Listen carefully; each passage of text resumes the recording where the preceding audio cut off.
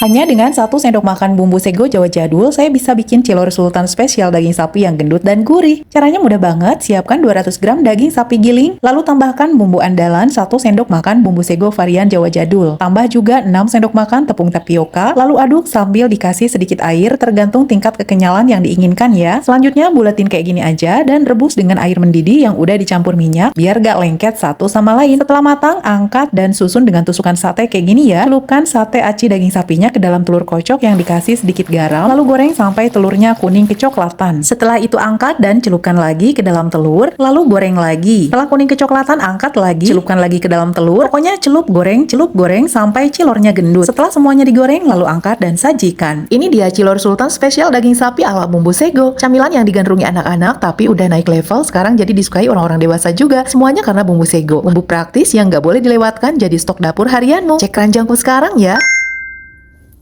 Tumis daging sapi seenak ini cuma pakai 2,5 sendok makan bumbu sego. Wah, percaya nggak percaya, tapi video ini buktinya. Cukup tumiskan bawang putih cincang, cabai rawit, dan bawang bombay, lalu tambahkan 2 sendok makan bumbu sego. Saya pakai yang varian nasgor tongkol ya, karena ini punya aroma khas yang nambah cita rasa tersendiri ke masakannya. Lalu masukkan 250 gram daging sapi yang udah empuk dimarinasi cuka nanas, aduk-aduk dan tambahkan 200 ml air, lalu tutup, biarkan matang dan kuahnya menyusut.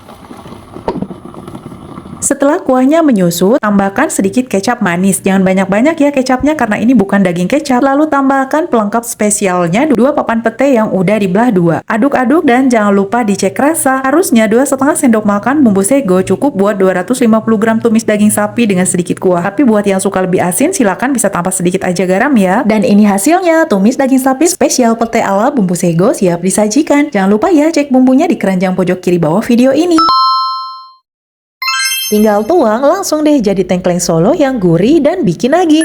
Kalau mau masak tengkleng Solo tapi males ngulek atau blender-blender bumbu, ya tinggal stok aja bumbu masak Latanta. Ini bumbu instan basah berbahan alami tanpa pengawet dengan komposisi rempah pilihan khas Nusantara. Cara masaknya gampang banget. Rebus 500 gram daging sapi iga dengan 1.500 ml air. Boleh pakai tulang kalau mau lebih khas tengklengnya ya. Setelah dagingnya setengah matang, lalu tambahkan 1 bungkus bumbu tengkleng Latanta. Tunggu sampai dagingnya empuk dan kuah sedikit menyusut, lalu tambahkan 65 ml santan kental. Tanpa santan juga bisa ya, tapi kalau menurut saya bumbu tengkleng Latanta lebih cocok di mix dengan santan. Tambahkan juga cabai rawit satuan ya. Selanjutnya biarkan sampai benar-benar matang, lalu angkat dan sajikan.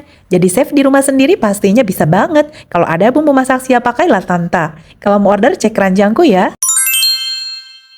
Saya kasih tahu ya cara simpel masak mie kornet daging sapi ala bumbu sego. Selain cantik tampilannya, masaknya juga satset banget dan rasanya bisa bersaing dengan resto. Tumiskan bawang putih cincang dan daun bawang, lalu masukkan 160 gram kornet daging sapi, tambahkan 1 sendok makan bumbu sego varian nasi goreng Padang, lalu tambahkan 2 keping mie keriting yang udah direbus matang, lalu aduk sampai benar-benar tercampur merata.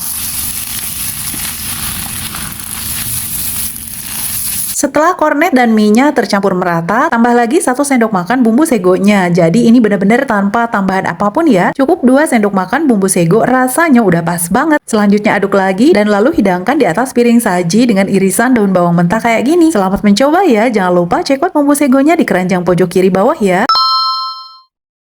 Yang paling khas dari masakan itu bukan sekedar dagingnya, tapi yang paling penting itu bumbunya. Cajun smoky spice yang umumnya dipakai buat marinasi daging panggang, di sini saya kreasikan buat masak tumisan dan ternyata hasilnya luar biasa enak. Perpaduan rempah khas Louisiana dengan aroma smoky-nya beneran bikin tumisan ini makin bercita rasa mahal, gak ngebosenin dan umami berlapis-lapis. Bumbu siap pakai rustic blend ini memang lagi viral di mana-mana loh, karena selain enak juga sehat, tanpa bahan kimia, non MSG dan rendah kalori. Cara pakainya juga praktis dan bikin masak jadi satset anti drama.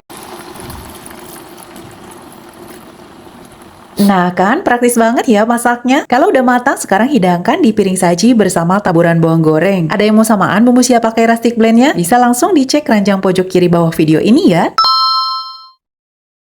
Siapa sangka tahu dan daging sapi giling bisa jadi menu seenak ini. Rahasianya cuma satu, bumbu sego. Cara bikinnya gampang banget, cuma modal 275 gram daging sapi, 350 gram tahu putih, 2 butir telur, 65 ml santan kental, 1 siung bawang putih, dan ini bumbu rahasianya, bumbu sego varian nasi goreng tongkol. Untuk takarannya cukup 1,5 sendok makan atau 2 sendok makan aja ya. Selanjutnya giling sampai halus, atau tingkat kehalusannya bisa disesuaikan dengan selera ya. Tambahkan daun bawang, lalu aduk rata dan masukkan ke dalam cup kayak gini. Selanjutnya kukus sampai matang. Nah, steam tahu daging sapinya udah matang nih. Sekarang hidangkan di piring saji bersama kecap asin dan irisan daun bawang. Atau bisa juga disajikan bersama nasi dan sambal cabai rawit mentah kayak gini. Yang manapun tetap enak asal bumbunya selalu pakai bumbu sego, si bumbu satset anti ribet. Yang mau check out bisa klik keranjang ya.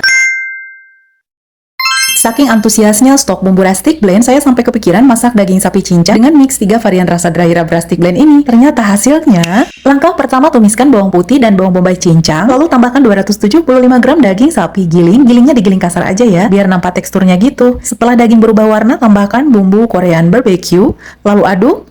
Selanjutnya tambahkan varian Cajun smoky spice, aduk kembali, dan jangan lupa menambahkan potongan buncis dan wortel ya. Aduk lagi dan tambahkan varian Indian curry masala. Kira-kira gimana ya rasanya? 3 bumbu berbeda di mix dalam satu masakan. Oke, kalau udah matang lalu angkat dan sajikan bersama nasi putih hangat. Ini rasanya tetap enak, tapi rasa lebih didominasi oleh varian Indian curry masala dan Cajun smoky spice. Jadi ini rasanya gurih, sedikit pedas, aromatik karinya berasa banget, smoky-nya terasa tipis-tipis, tapi varian Korean barbecue-nya kurang naik ya. Rasa manisnya udah samar didominasi oleh rasa gurih. Overall ini enak, umami banget dan bikin gak bosen aja mix 3 rasa dalam satu masakan. Kalau mau samaan masak dengan 3 varian ini, boleh dicek ya keranjangku.